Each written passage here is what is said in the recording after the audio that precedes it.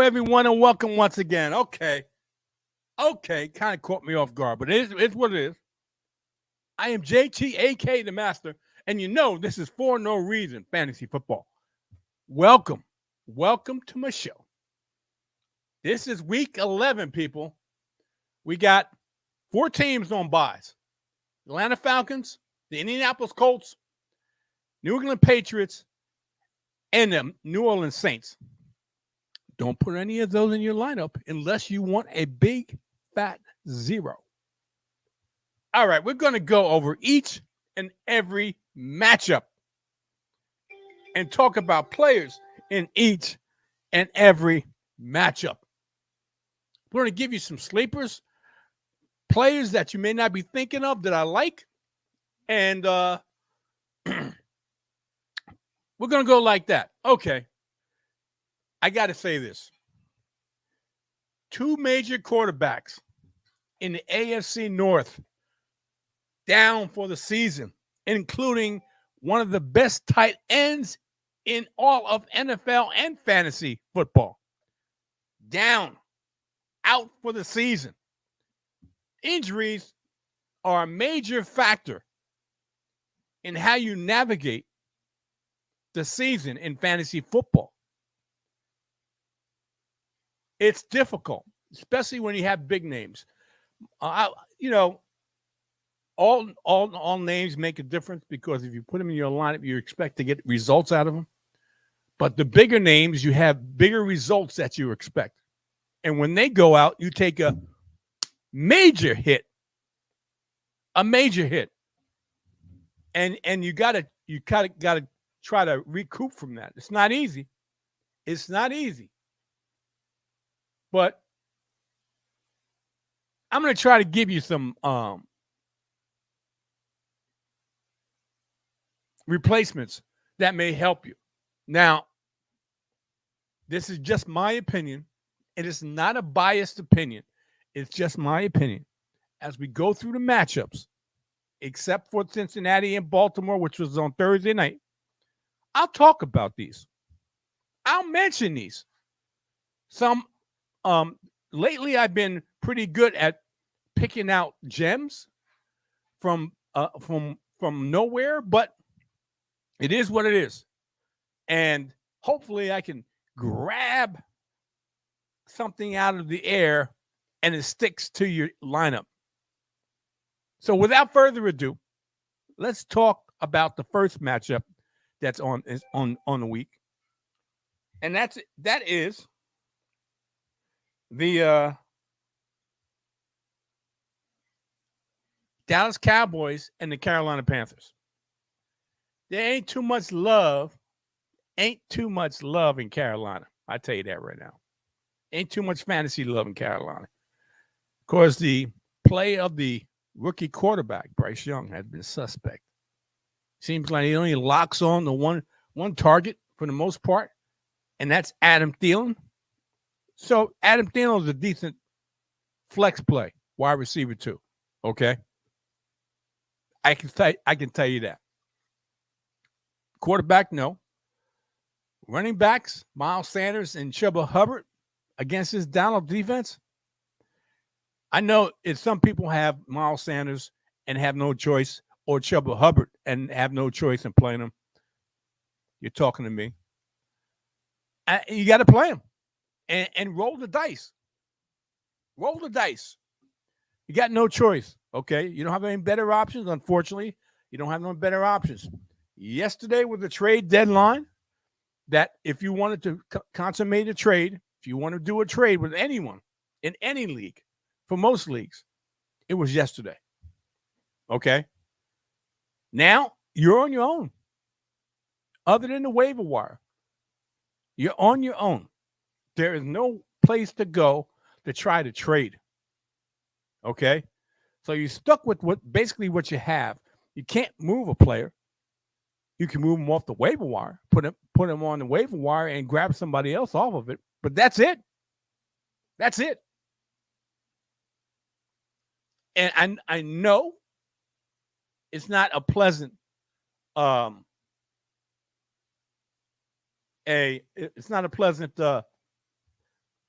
a thing to think about. But the reality is this. That's what you got. That's the only thing you got, the waiver wire. Because you can't go to somebody else's team and try to grab a player off of that team in the trade. That's not going to happen. Not going to happen. And it's unfortunate, but you had all season to make a trade. And you didn't get it done. Now, I this year, I made a lot of trades. A lot of trades to better my team. Okay. Or to move players who I had some forethought that I only had him 1 or 2 weeks. I know that's quick, but those players, for the most part, some have continued what they were doing earlier. Some have not. Okay, big name players, and it is what it is. I'm not going to go into the name players. You know who they are. You know who they are. Players that you had high expectations for, and they did not meet them. Not even close. They didn't meet them. Okay. That happens every year. Players you have high expectations for and do not meet those expectations. Well, speaking of high expectations, I'm going to go on the other side of this matchup of Dallas Cowboys and the Carolina Panthers and talk about Dak Prescott, who's been balling out, okay, along with his pass catcher, CeeDee Lamb. They've been unstoppable, okay? They come up against a fairly decent Carolina pass defense, but I think they have too many weapons against Tony Pollard, CeeDee Lamb, Jake Ferguson, and even Brandon Cooks is getting into the mix. And Brandon Cooks is a decent flex in this matchup. Yes, he is. He's a decent flex in this matchup. So if you see Brandon Cooks on the waiver wire, more than likely you don't. Or if he happens to be on your roster and you're looking to get a flex or a wide receiver 3, one way or the other, and you don't have any other better choices, why not Brandon Cooks? Okay? Why not Brandon Cooks? Next week. Let's go to the next game. Excuse me. Let's go to the next game. And that would be the Pittsburgh Steelers versus my Cleveland Browns. I'll go to Pittsburgh first before I give you my thoughts on Cleveland, since that's my team.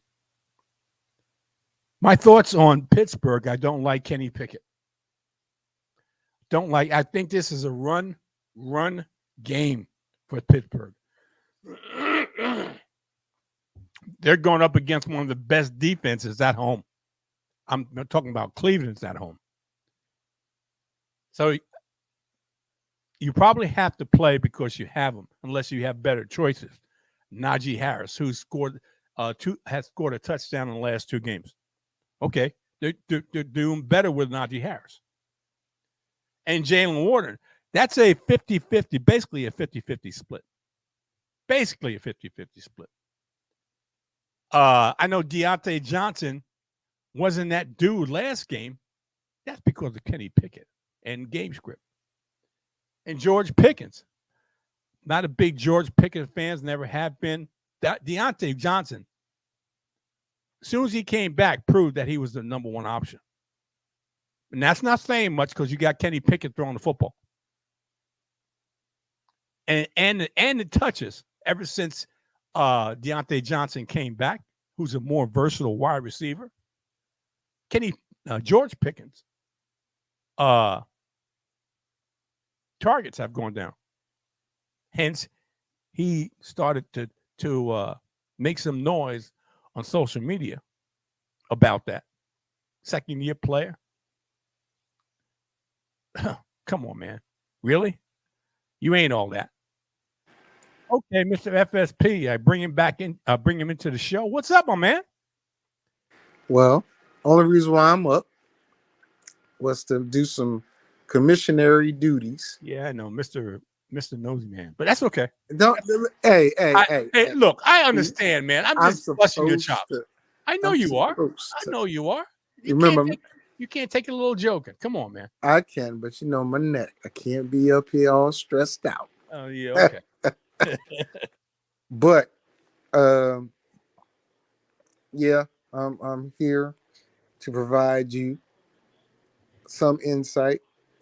As you can tell, looking like Alvin Kamara on bye week, looking like really. What you saying? Really? Yeah. This I is gotta the agree. this is the yang to my yin. Okay, I'm Look, telling you right now. look, So Oscar. Look, Oscar.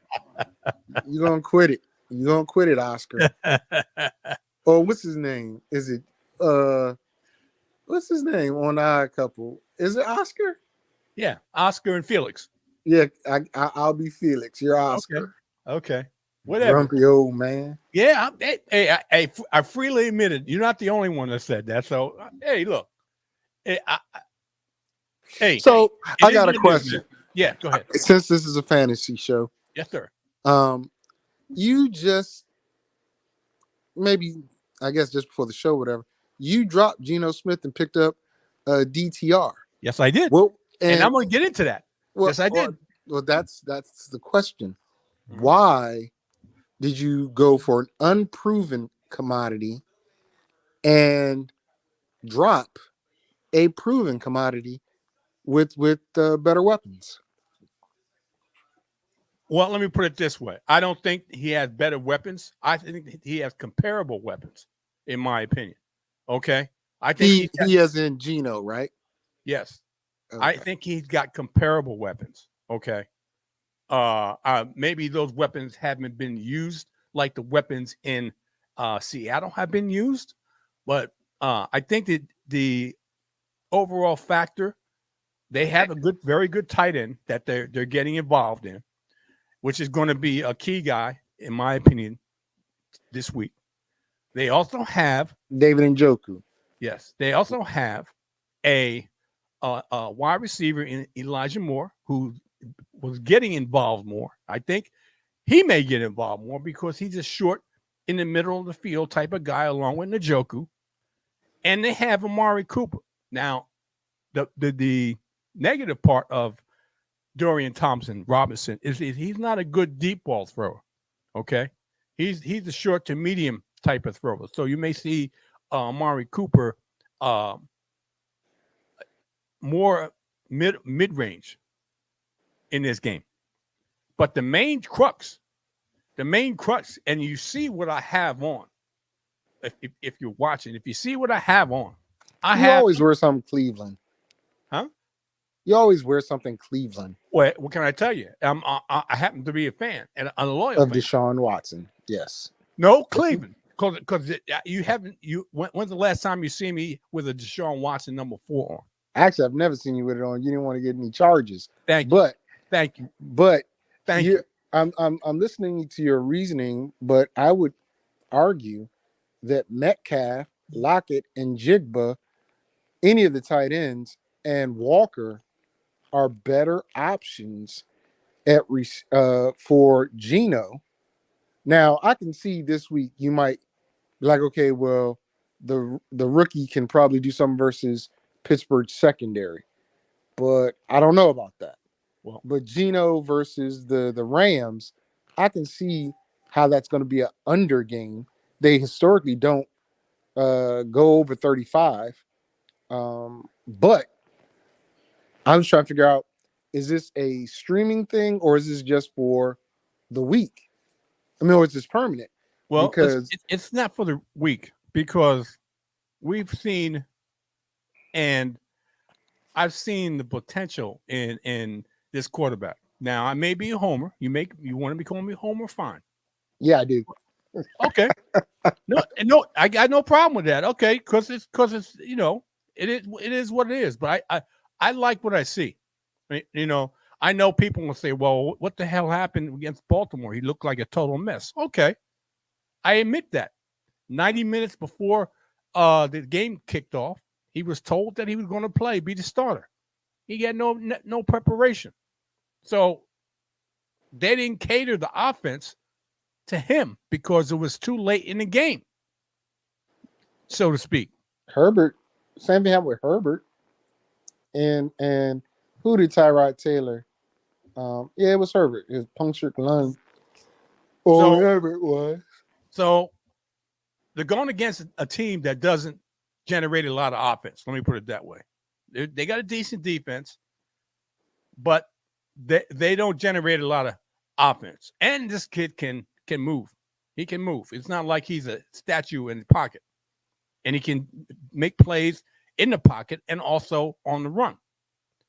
So I'm thinking, and I'm not thinking this. Okay, I'm not thinking I'm getting a C.J. Stroud, but I'm thinking I'm getting a very good quarterback. Okay, I'm thinking I'm getting a very good quarterback that's going to surprise some people. Now I could be wrong because I'm a Cleveland Brown fan, but I'm willing to take that risk. He's not my main quarterback, quite naturally. I got to see how Justin Fields play. I'm not a big Justin Fields fan, but I think him coming back against the Detroit Lions, ideal conditions inside, with his favorite wide receiver, and we'll get to that when we get to Chicago, which is the next game. I'll roll with Justin Fields. I don't like the schedule that Geno has going forward. I'd rather deal with Justin Fields. He's a more versatile quarterback with legs and arm. So I figured I have a good combination in who I have starting and who I have sitting on the bench in quarterback position. Okay. All right. And the fact is this: Jerome Ford is going to be exhausted today. I really believe so. Jerome Ford, and I said about this, people. This is not the first time I talked about Jerome Ford. I talked about him last year when he was a rookie. I love the way they picked him up. And it's ironic that he's become prominent in this season's offense because of the injury to one of my favorite backs, Nick Chubb. Yeah. Nick Chubb. So, but I was high on Jerome Ford, as my esteemed co-host knows. I was high on Jerome Ford last year, and I was glad they picked him up. And this is proven to be a great pickup in the draft. Anyway, Jerome Ford's going to be used a lot. I mean, okay, Kareem Hunt is in the mix, but Jerome Ford's going to be the bell cow. He takes the majority of the touches, whether it's in the passing game or the running game. And I think that this is going to be an exhaustive game for Jerome Ford. I really believe that. He got a rookie quarterback. What are you going to do? Run the football. I agree. Okay. That's why I was hesitant to trade him to you, but the need and the return on running back made it worth it. Look, I give out good trades. Not all the time, but this let me was a tell you good one. something. Let me tell you something. You don't know how close I came to picking up Travis Kelce. You have no idea. Sentimental value. Travis kept Travis Kelce on in the lineup of another team. That's the only, because it was a great offer, and he told me it was a great offer, but he worked hard to get him. Whenever he got him, I forgot when he got him, and he really didn't want to let him go. Okay, no problem. I don't, I ain't got no problem. I don't take any trade, whether it was accepted or rejected. It is what it is. Anyway, Unless it's coming from me. no, go ahead. no, I don't take it personal. No, I don't take out any trades personal. Anyway, the trade deadline is come and gone. So no more trades. People are going to live with what they have, or live on the waiver wire whenever possible. It ain't that much out there. Okay, because you're in week 11. You think teams, players in your fantasy leagues haven't decided who they want on off the waiver wire and who's effective? They're picking that clean, picking it clean. Okay. Now we go to Chicago at Detroit, a division matchup. Justin Fields coming back. I like Justin Fields in this, not just for his passing prowess, because it's um, inconsistent, but his legs, but his legs. So he's definitely going to run from the defense that Detroit has. I'm not too high on the running game of Khalil Herbert, Deontay Foreman, and Roshan Johnson. You got three running backs that are probably going to be involved in the running game for Chicago. Three running backs tells me none of them are really going to be effective. They're just going to rotate them out at willy-nilly. And that's not a good thing for fantasy football players. The two main crux of the Chicago offense would be the wide receiver, DJ Moore, and the tight end, best friend of a young quarterback. I've always said this, Cole Kmet. Okay? On the other side of the ball, man, they got a lot of weapons, and they're playing at home. And if you got Jared Goff, you're blessed. You're blessed because Jared Goff is playing at home. Okay? You play Jared Goff, you play a two-headed monster. Now I think Detroit has finally figured out how to use these two running backs. Earlier in the season, Jahmyr Gibbs was getting squeezed out. Once David Montgomery got hurt, which is a blessing in disguise, they used Jahmyr Gibbs and realized, man, we got to keep this guy in our offense every down. We can't let him go out. I know we got David Montgomery, but damn, Jahmyr Gibbs is Mr. Dynamic. Really. Jahmyr Gibbs, David Montgomery, Amon-Ra St. Brown, and their rookie tight ends. I'm not too high on rookie tight ends. And, oh, boy, we had a guest that talked up the rookie tight ends. And I tell you what, he was more than right because these rookie tight ends are balling out. And Sam Laporta is a baller, is a dog in tight end position. Mr. FSP talked about both teams. I give you the floor. Look, I like Detroit to take care of business versus the Bears. The question is this: looking at both teams, Justin Fields and oh my God, DJ Moore. Right. Khalil Herbert returns today. Yep. So there's supposed to be some mix between Khalil Herbert and Deontay Foreman. I don't know what that mix will be. I don't know if they're going to give Herbert a full 15, 20 touches or whatever the case may be. But their identity has become that of the run game. The defense has become tighter because I believe the addition of Montez Sweat, the pass rush. So and Tremont Edmonds returns this game. So if I'm looking at it objectively, I don't know if Fields is going to be running around a lot. I would advise him not to, because if he gets hurt again, guess what? Badge is coming in, and Badge is not losing that job. But the problem is DJ Moore, Darnell Mooney, and whoever their third receiver is, and Cole Kmet haven't been that spectacular outside of DJ Moore having a few solid games. To me, he's a wide receiver 3 right now, only because he's only had 2 solid games. And that's with both quarterbacks. Are the Bears a threat to really beat Detroit? No, I don't think so. Even though the defense is better, I think if you take a regular teaser bet, it's 1.5 for Detroit. And I would go with that. I wouldn't go with a big win because Detroit, as you said, David Montgomery returns. And the head coach already said he's the starting back. And if you recall, what David Montgomery was doing when he was the starting back, it relegated Gibbs to a change of pace role. Is that the best thing? Probably not. But that's what's going to happen. Sam Laporta came in and made people forget that Hawkinson was there, and he's a rookie. Uh, the kid has talent and he can block. Uh, the problem is Amon-Ra St. Brown seemingly is the only reliable receiver. I don't know if there's any rapport with Donovan Peoples Jones yet, but Marvin Jones, what's my man name? Marvin Jones is no longer with the team. He took personal time off.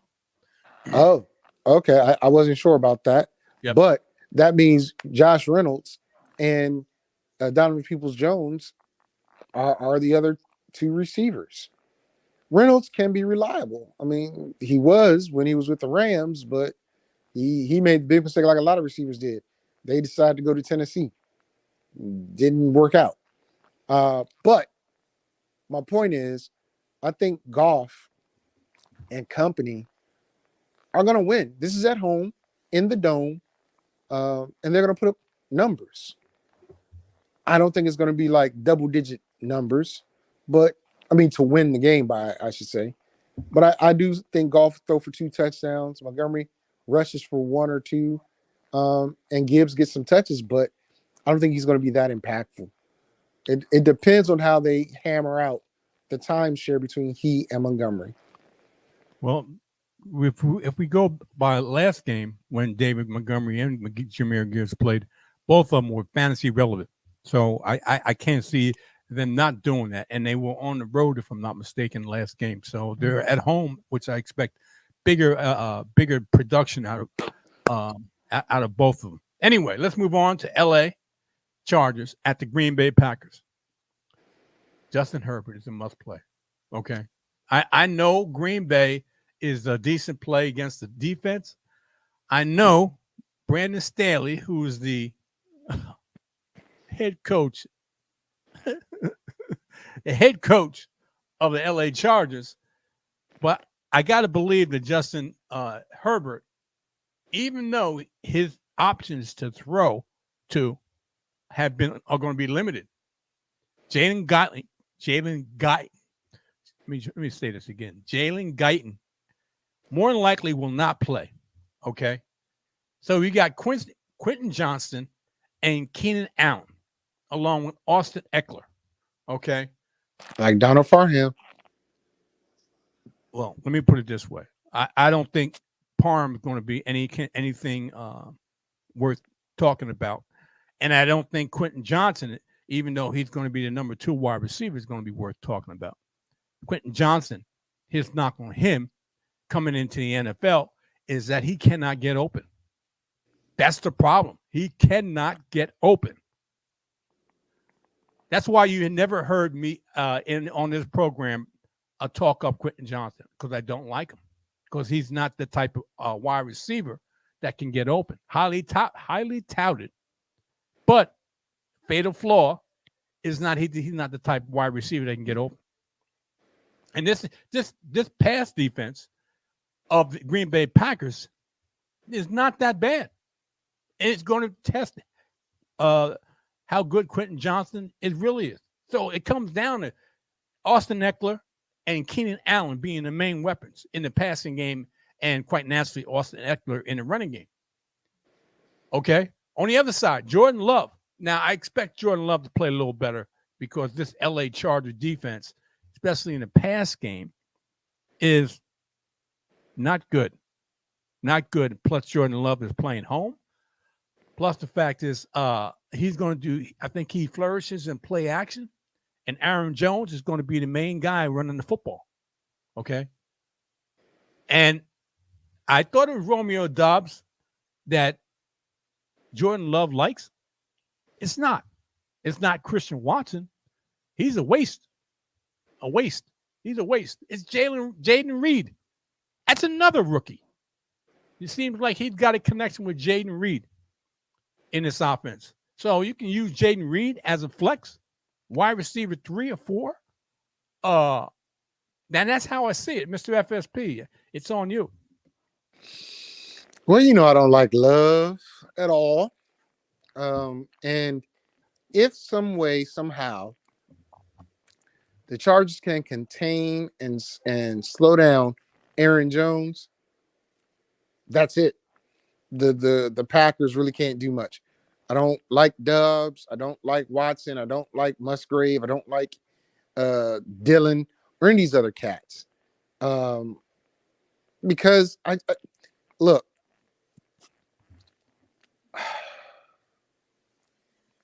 I understand Staley isn't the most competent head coach, but he is a yeah. I knew he was gonna chime in on that, but he does have a very good defensive prowess as that type of coach.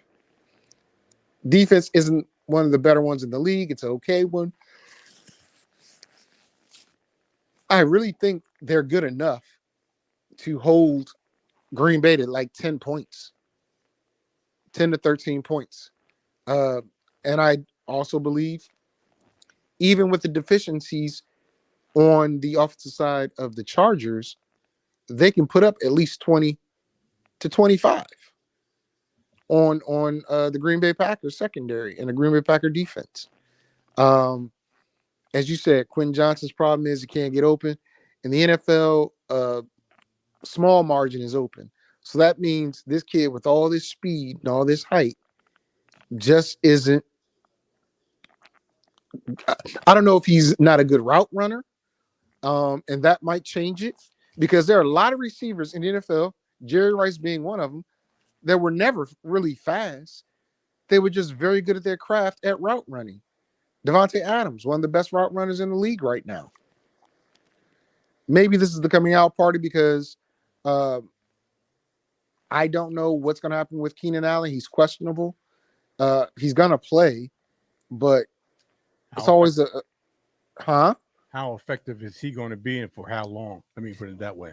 Yeah, that's my point. Yeah. That's my point. So Austin Eckler, who is not flourished in this offensive scheme, as we discussed, he wouldn't uh, under Kellen Moore, has to find a way to explode on this team, or it's going to be a tight end show.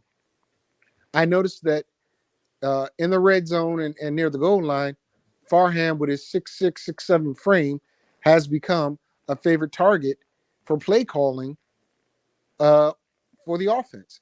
That's smart, but it hasn't been that proficient. Um, I still got to go with the Chargers, though. Still Okay. got to go with them. Well, we're not going to go.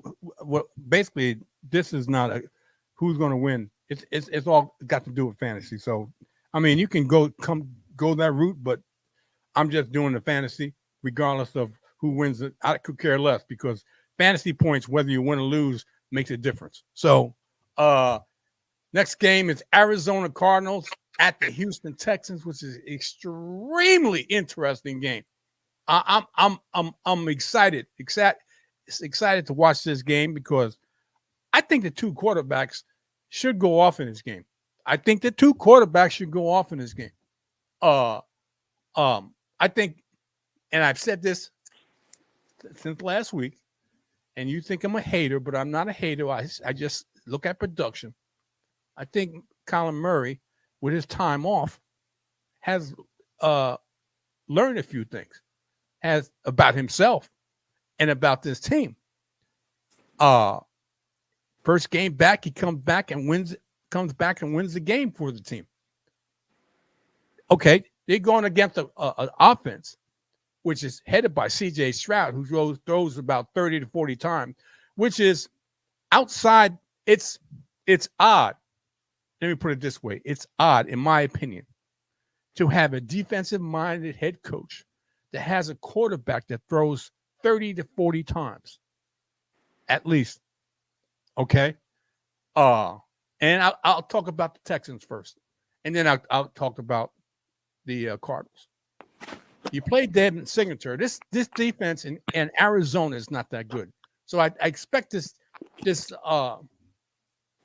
score to be not a high scoring game, but I expect these two quarterbacks to be able to flourish against one another's defense. And I like Devin Singletary because Damian Pierce, it appears like he's not going to play this game. Nico Collins, especially like Tank Dell, he's got a lot of speed, knows how to get open, and can catch the football. That's key. He's 165 soaking wet. 165, what, 5'8, 5'9, maybe 5'10, 165 soaking wet. But he produces. And the fact is, they made a great pickup when they picked up Dalton Schultz. Oh, my God. CJ Stroud loves Dalton Schultz, and you can almost bet that he's going to get double digits in fantasy points each and every week.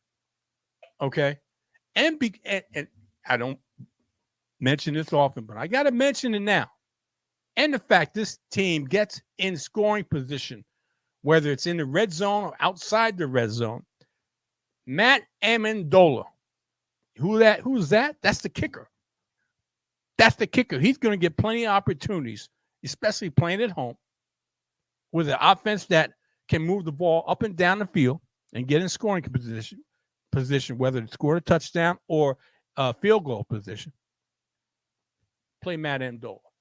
On the other side of the ball, I like Kyler Murray in this matchup. I like James Conner. They still can be run on. I'm talking about the Texans. I like Trey McBride. I love Trey McBride. As soon as Zach Ertz went down with a on IR, I think he's on IR or he's out for the rest of the season. Come on, man. Trey McBride, second year tight end that Kyler Murray has fallen in love with and gets the ball to him a lot. I like that.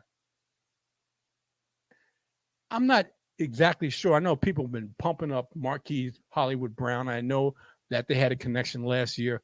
I don't know if that same connection is going to do anything this season. Okay. So I'm not too high on Marquise Hollywood Brown. Maybe a flex, wide receiver 3, something like that. Mr. FSP, it's you.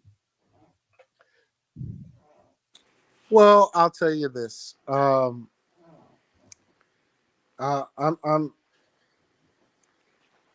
Kyler Murray, Hollywood Brown, James Conner, and I like you mentioned McBride taking the place of Ertz. I think that's a very good combination, and that's part of the reason why they were able to come back because of Kyler Murray's legs moving and all that other stuff. I think you'll see a difference in the defense because Murray extends drives. I think we just lost Jerry. I'm not sure. No, I'm here. Okay. I'm All here. right. And that's going to be the difference. But this kid Stroud, I don't know. He knows how to beat a zone. I can tell you that because that's what they've been playing against him towards the end of games, and he's been doing well. Last week, 5 touchdowns, no interceptions, Right. And he looked really, really good. He looked comfortable, man. Very comfortable. Yep. And it's a system. So here's the deal. It's the 49ers offense. Right. So just imagine if he had the weapons. Yep. And like the 49ers, what he'd be doing. Yep. So, and he did it without his best receiver, Nico Collins. Right. So this is going to be a shootout, I believe. I think it's going to be a shootout. Yep. And it's going to come down to the last drive, whoever has the ball last. If it's the Cardinals, they win. If it's the Texans, they win. But I do believe, like you said, it might come down to the kickers. Yep. So I agree with that. But you can't lose fantasy-wise with some of these players. Nope. In my opinion. Nope. In my opinion. Matter of fact, I'm going to tell you what I was just reading while you were talking. This is a... Hello? Hello? Hello? Yeah, my bad. I was saying someone I follow put a big parlay up about DJ Moore, Connor, and some other people getting touchdowns. Mm-hmm. So I was like, you know what? That might be right. It might be right. I see a lot of touchdowns in this game, not because the defense is poor, but because I see a lot of dynamic players. Yep. Exactly. You got anything else? Nope. Go ahead. Tennessee at the Jaguars. Come on, Tennessee. Anyway, let's talk about this matchup. I don't like Will Levis against this Jacksonville defense at all. I think it's on the road. It's against the Jacksonville, who plays better at home, even though they didn't against a crazy 49ers offense. But this is not the 49ers offense. This is not even close to the 49ers offense or the weapons that they have. Tennessee relies on the run. That's the type of mindset. They run the football a lot. And Jacksonville is is a turnover type of defense. So I expect turnovers in this game, whether it's sack, fumbles, interceptions. I expect Jacksonville to take advantage of the lack of offense that Tennessee has. But they're going to run the football. Derrick Henry is going to get his touches. How many touches? Well, don't know. They like putting Ty Spears in here. How much is the Ty Spears going to get touches in this game? Will Levis loves throwing to the veteran DeAndre Hopkins. How effective is DeAndre Hopkins going to be against this Jacksonville defense? Okay. I don't think DeAndre Hopkins is going to be that too effective.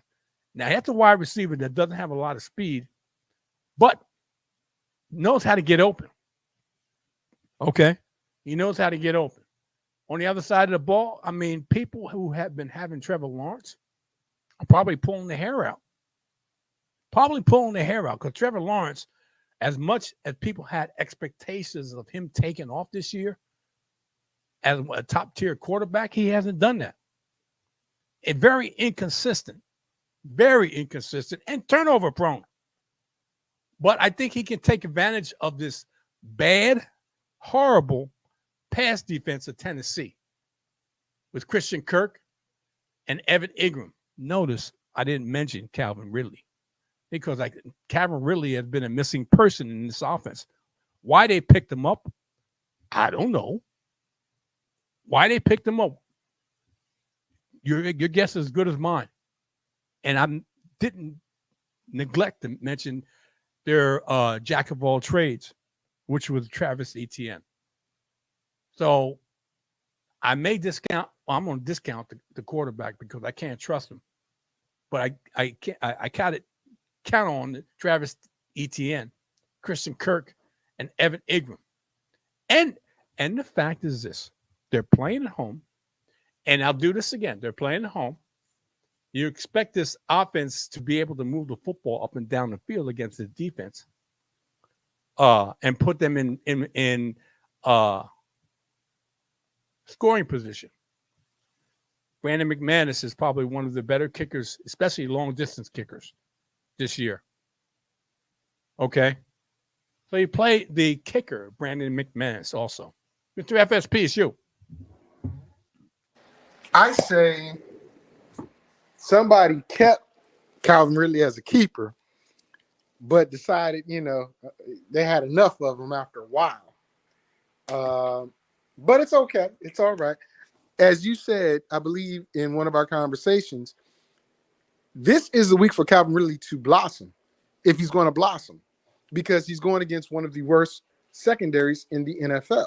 Yep.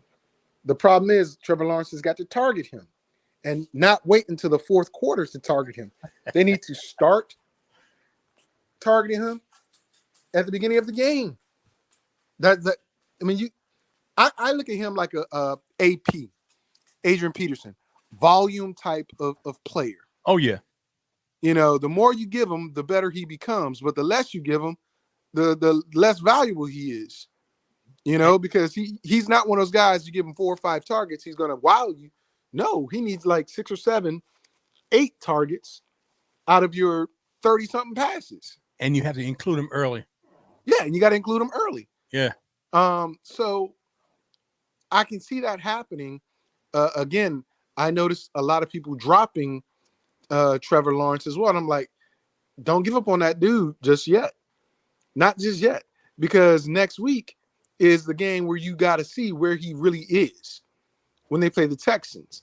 I love all the weapons that Jacksonville has. I don't see any way. Well, there's always a way, Yeah. but Jacksonville their offense should score mightily, and I think there will even be a defensive score. I really do. I really think Jacksonville will have a defensive score in this game. Well, I hope so. I hope so. Well, yeah, because you got them as your defense. Yes, I do. But it's nothing much I can say about the opposition other than they're going to be there. Derrick Henry's going to get the ball. Will Levis, I believe, is going to be a decent quarterback because of his arm, not because of his accuracy, and not because of his ability to break down a defense. As you said, Tajay Spears is the guy that's getting 50-50 now. That's just showing you, and I know you didn't like him because it's ACLs and all that, but that shows you where they're moving toward next year. Younger, faster, and more of a playmaker. More playmaking ability from their skill positions. Yep. So, but it's just not going to be this year or in this game. Yeah.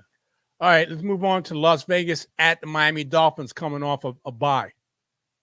Getting healthy. Jalen Waddle getting healthier with that combination of Tua Tagovailoa, Devon A-Chain coming off the IR and being active, and Raheem Mostert, Tyreek Hill, and Jalen Waddle. Come on, man.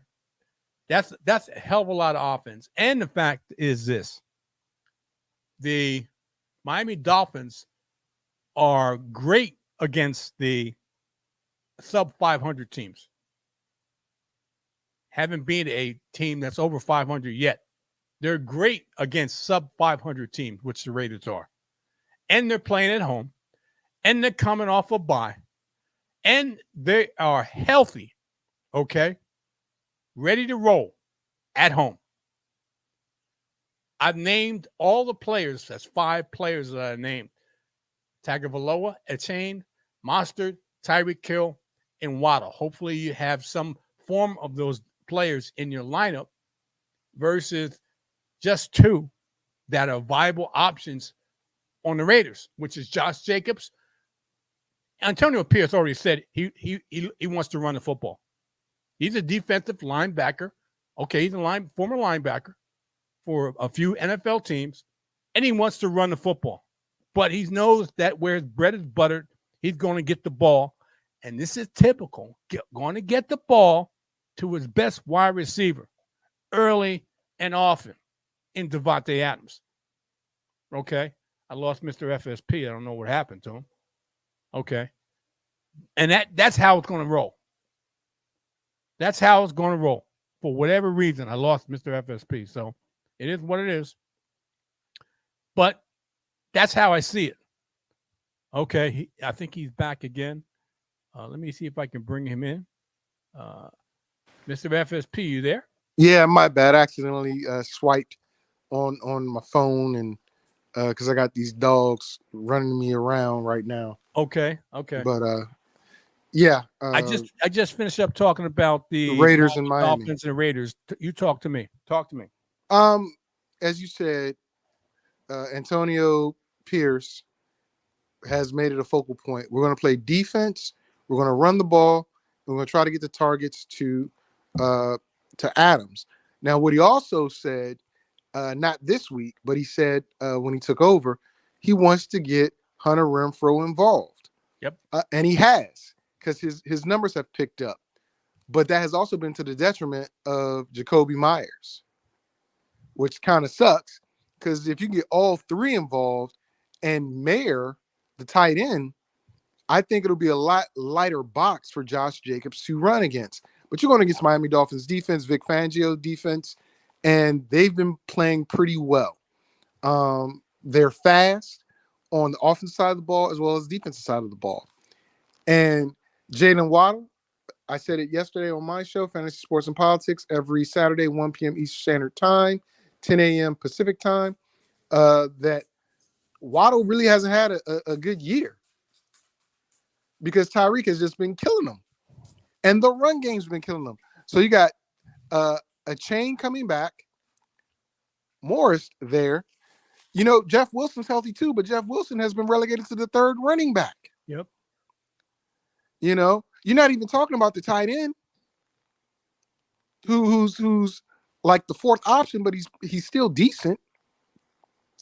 The question is for me, can the secondary of the Raiders slow down the cheetah? Speed kills. Speed It, kills. it does, but at the same time, if you get Waddle the ball in space, it's going to be crazy. If Diablo, you get the peace on.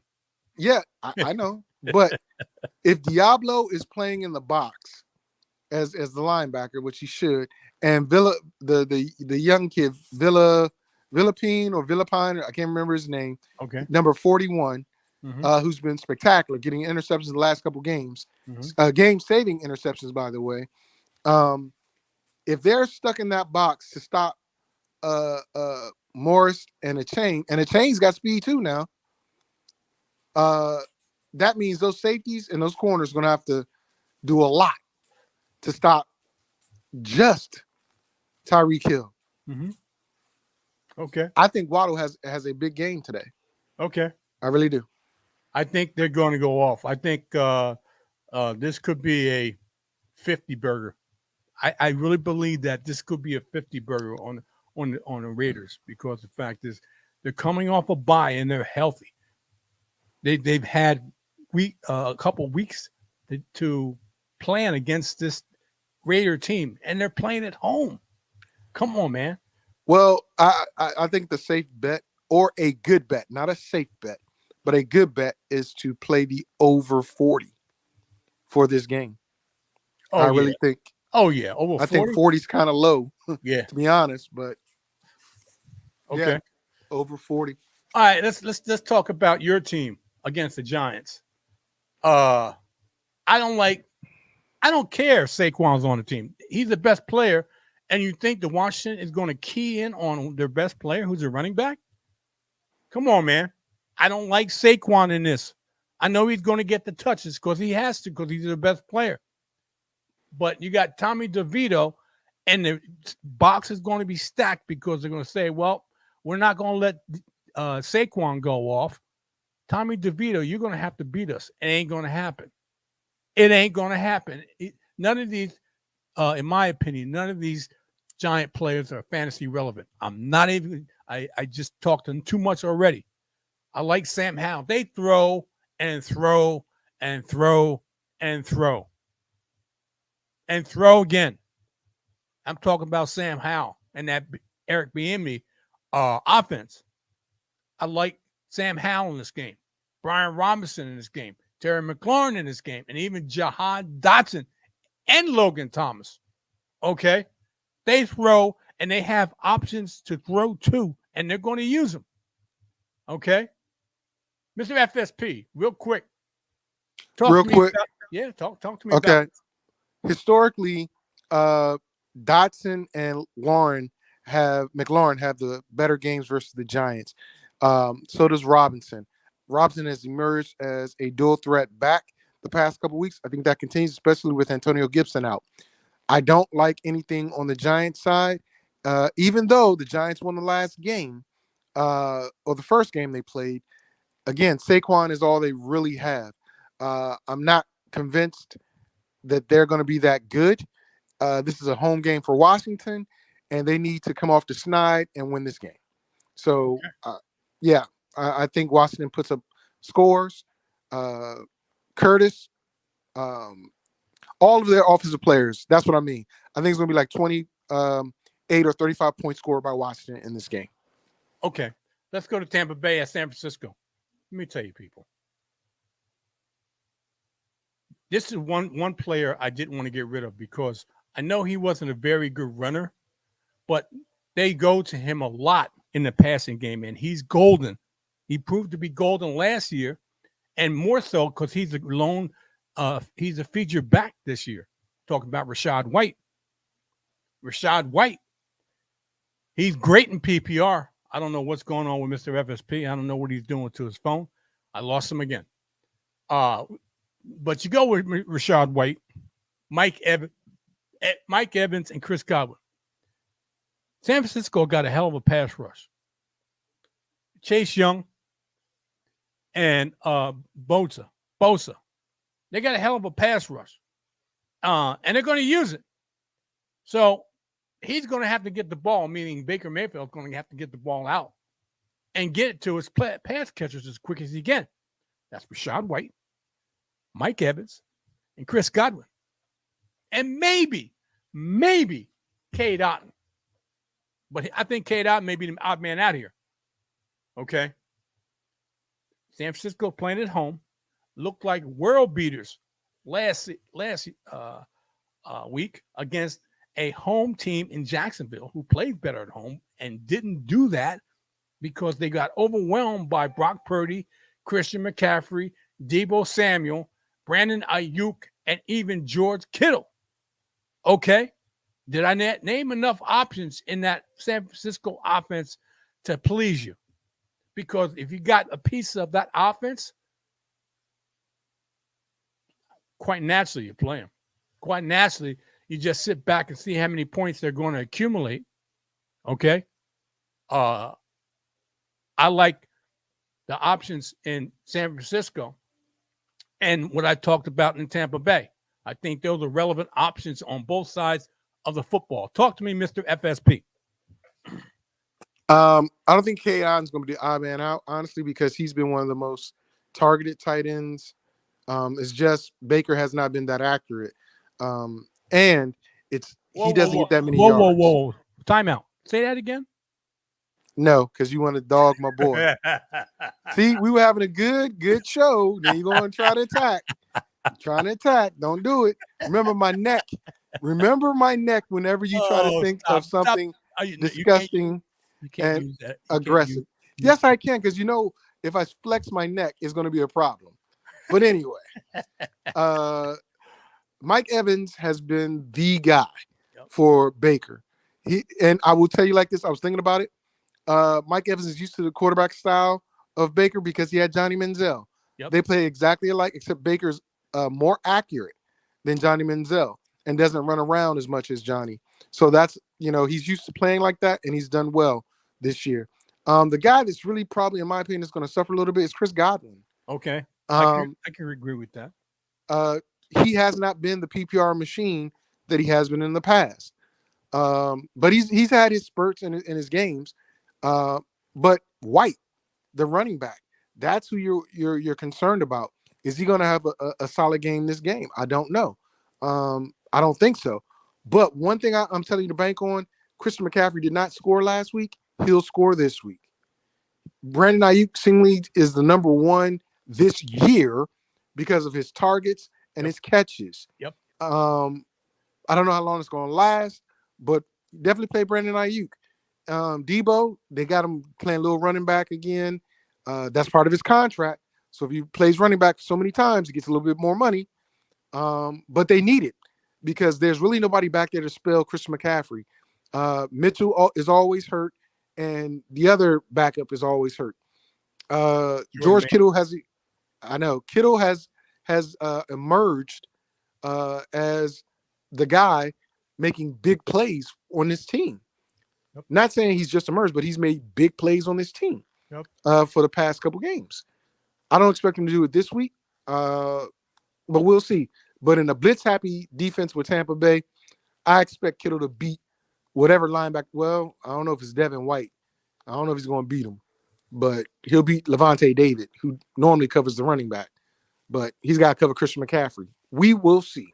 Okay, let's move on. New York Jets at the Buffalo Bills. Buffalo Bills offense is reeling. They fired their offensive coordinator, scapegoat, and now they have a new offensive coordinator. I don't know how much the offense is going to change. I don't know if it's going to key in on the running or getting the ball. This is key. This is what we're talking about. you got a wide receiver that you want to stay interested. And that's how I'll phrase it. You want to stay interested. So how you get a wide receiver, your star wide receiver interested? You get the ball to him early and often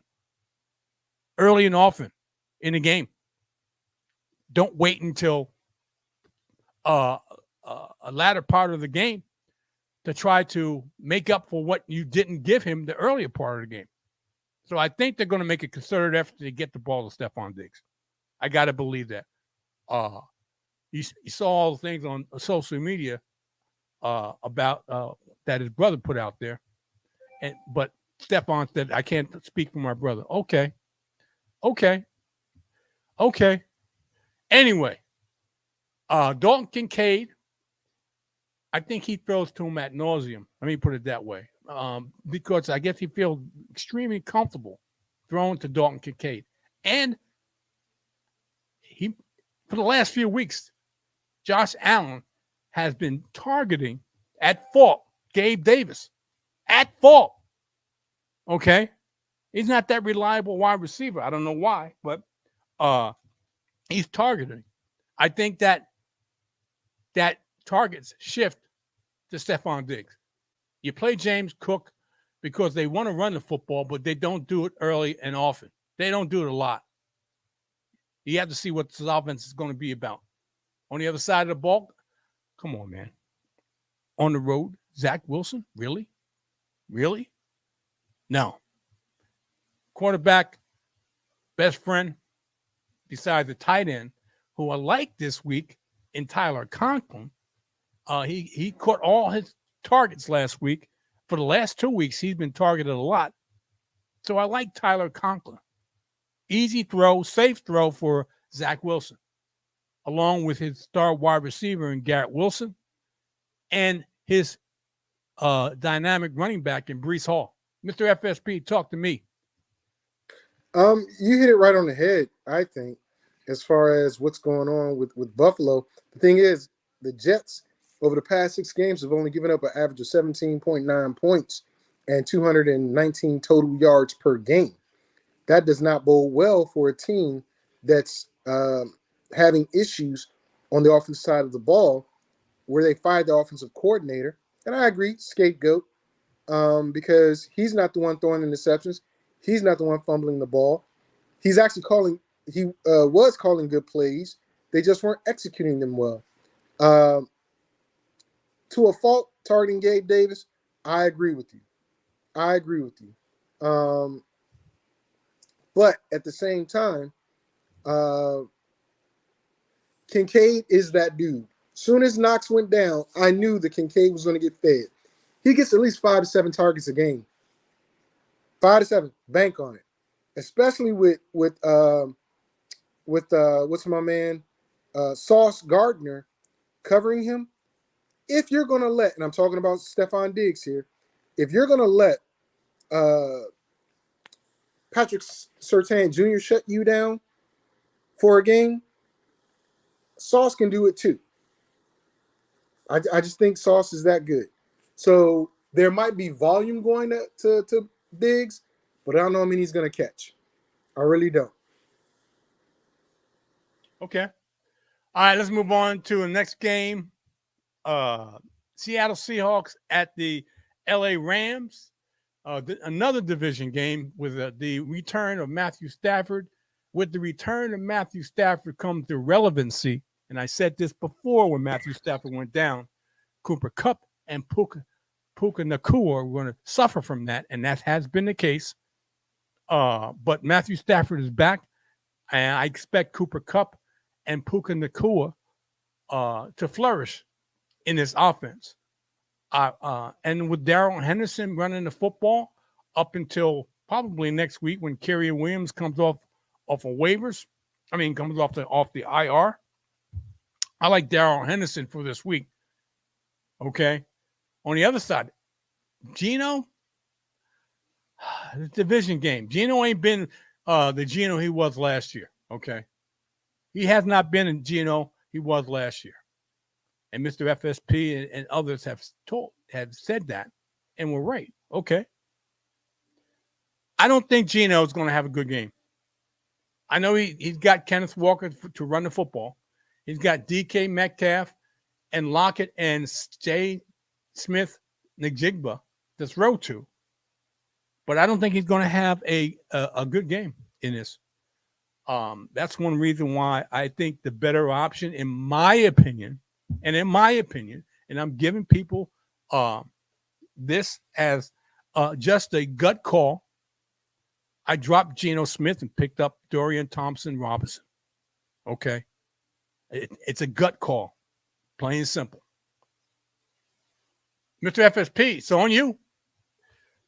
Yeah, I think they're optimistic about having Tyler Lockett play, but it's highly unlikely at this point.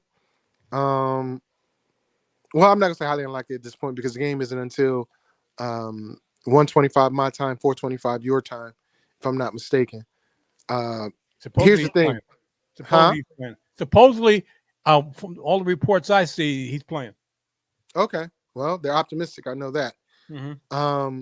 But these games between the two teams have rarely gone over like 40 total points. Mm-hmm. In the last two games, Seattle won in the last few minutes of the game. I think it's going to be a close game with Cooper Kupp getting in the end zone at least twice. I don't think Puka Nakuma's going to get in the end zone, but I think Cooper's going to get in the end zone twice. The reason why I say that is because I also watched last week's game between Seattle and Washington.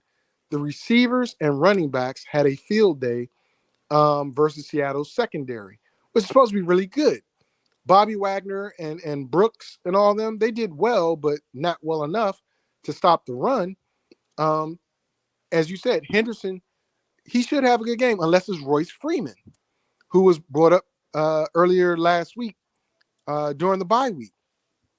You don't know in that regard as far as the running back situation, so I'm not going to tell you to get one of those running backs. But Kerryon Williams does return in a week. It might be a timeshare. It might not. Who knows? But with that being said, I like Jackson Smith and Jigba to do some damage. Metcalf, big body, but again, they'll get to him in the second half. Probably not that much in the first half. That's been the MO this year. And they're going to run the rock. They're going to keep this low and run the rock because Geno's been struggling. And Geno lost all that weight and having a Geno Smith season. He's put all that weight back on and do what he did last year. Okay. But I don't care anymore. All right. Okay. Anyway, somebody's going to pick Geno up after I drop him. I guarantee you that. On Wednesday, you're going to see somebody pick Geno up. Anyway, Minnesota at Denver. Russell been cooking lately. Well, he's been producing wins. Let me put it that way. I wouldn't say he's been cooking. I wouldn't say he's been producing a lot of fantasy points, thrown under 200 yards. But he's been winning football games. So you can play Russell Wilson against this Minnesota defense, which has been played better. But they're playing it in Denver. Okay, that's a different story from playing inside on the dome versus outside in Denver. Javonte Williams has been improving each and every week. Cortland Sutton has been the main target. And people didn't believe me. I wouldn't say they didn't believe me, but didn't realize how valuable Cortland Sutton is compared to Jerry Jeudy or Marvin Mims. Once they didn't trade either one of those players, Cortland Sutton was the man. Cortland Sutton has a good rapport with Russell Wilson. If it was between Cortland Sutton or Tyler Lockett, I'd pick Cortland Sutton each and every week. Okay? Because in fact, now Russell Wilson realizes he's got a big, tall wide receiver in Cortland Sutton. He can throw the ball up in the end zone, and he'll come down with it. Proved it last week. He'll come down with it. So I like that combination. I'm not too high on Jerry Jeudy. He's just, I think we talked about this yesterday. He's a jag, just a guy. Okay? On the other side of the ball, don't be surprised. Okay? Tyler Chandler. best Alexander Madison in this matchup. Don't be surprised if Tyler Chandler gets the best of Alexander Madison in touches and in production. Okay. I like him in this matchup. Jordan Addison is going to get relegated back to the number 2 position if Justin Jefferson's activated next week, not this week. And I do like KJ Osborne to get involved. I love this offense. They get everybody involved, the wide receivers and especially TJ Hawkinson, their tight end. And they have a quarterback that's capable of getting the football and producing fantasy points in the passing game and also running. I think he's got the most rushing yards of quarterbacks over the last 2 weeks. Yeah, he's been with Minnesota for 2 weeks because he can move the chains with his legs. Mr. FSP, talk to me.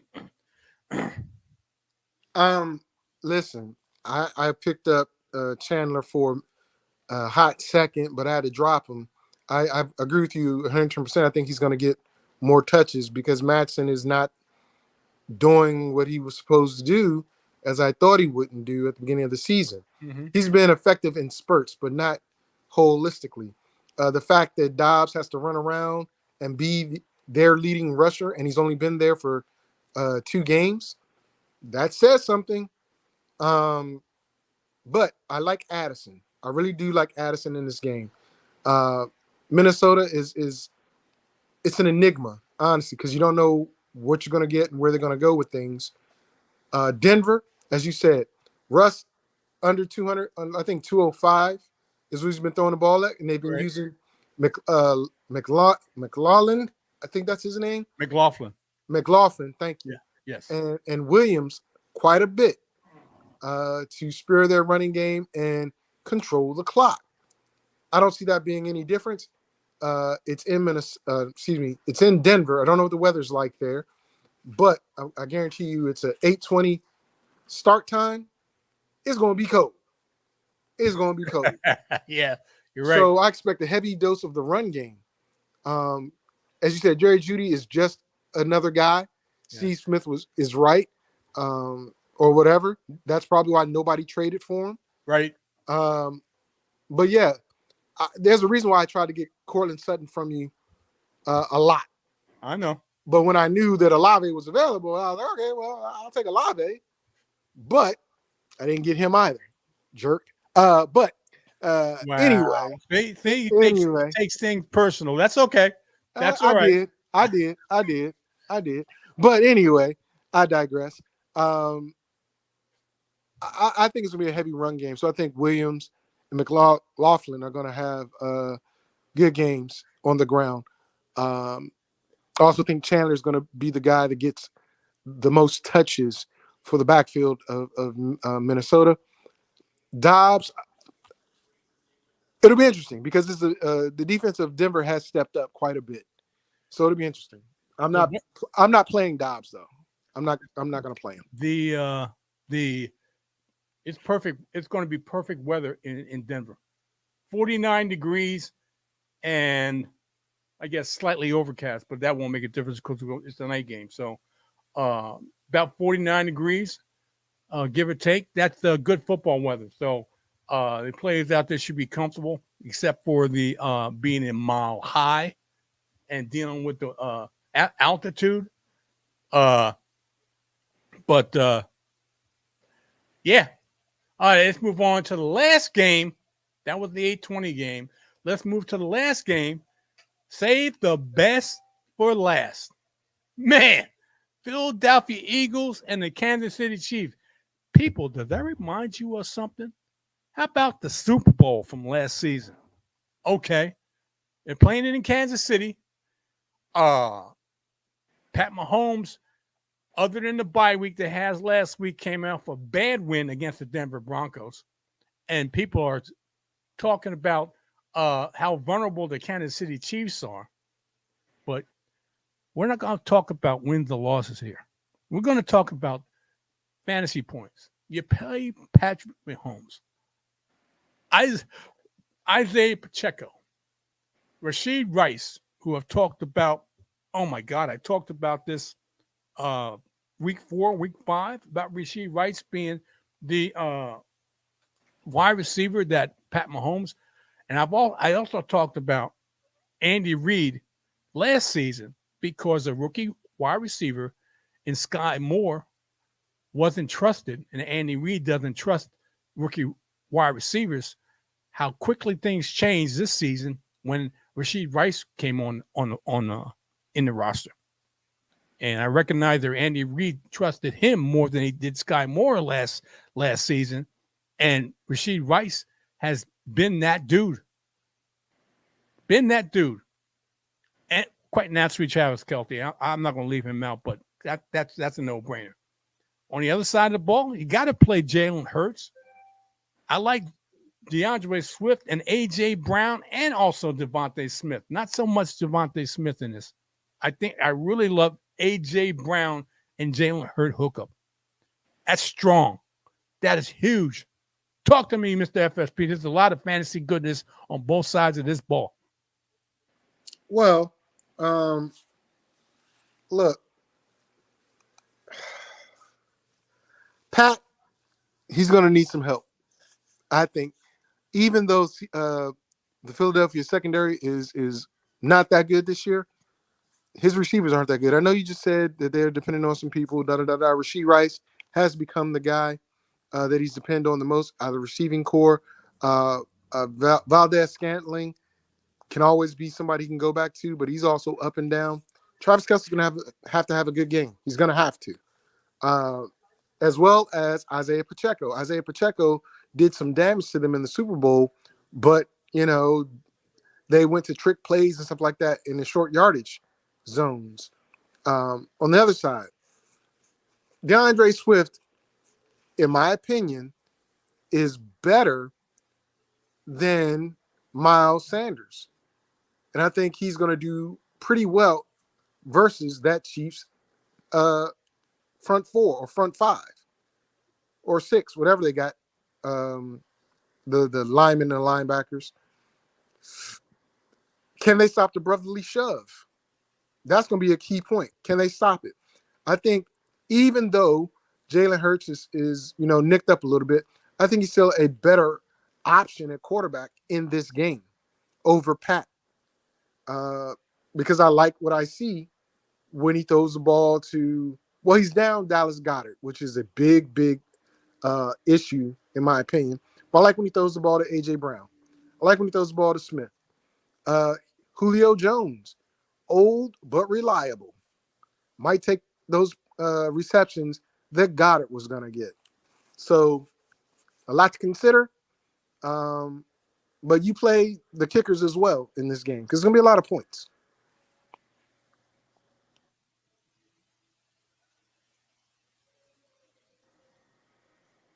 I'm done, JT.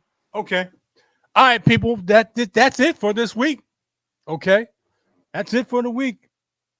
Hopefully you are closer to getting into the playoffs, or you got to fight to get into the playoffs, which Victor and I have to fight to get into the playoffs, which is not a pleasant position to be in. But, after this week, I'm going to be closer than you. Okay. You can believe that if you want. Okay. Whatever. I mean, this week hasn't been played out yet, so it is what it is. Good luck in your fantasy matchups. Good luck in getting through this week. And I won't talk to you, but happy Thanksgiving. Same to you. Until Saturday, 1 p.m. Eastern Standard Time on the FSP Fantasy Sports and Politics show. And then 10 a.m. we're back here again. We got Thursday games. I think we have a Friday game. I think we have. Yes. I don't know if we have a Saturday game. I know we got Sunday games too. No Saturday games. Just the No Black Friday game with the Dolphins, and it's a big game. Dolphins and oh my God, it's a big team. I can't remember who they're playing. I think it's the Ravens. I think it's the Dolphins and the Ravens. Okay, yeah, that's a big game. Okay, and we'll see what happens. Okay, get that win, people. You need it. I need it. Victor needs it. with that being said, enjoy the rest of your week. And we are out of here. See ya.